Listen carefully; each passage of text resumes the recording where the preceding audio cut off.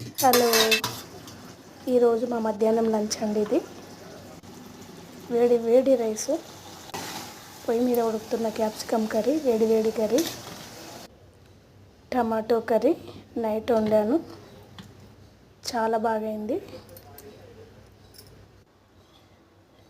Chicken పచ్చడి. ఈ chicken పచ్చడితో అయితే ఒక ముద్ద తిన్నాను.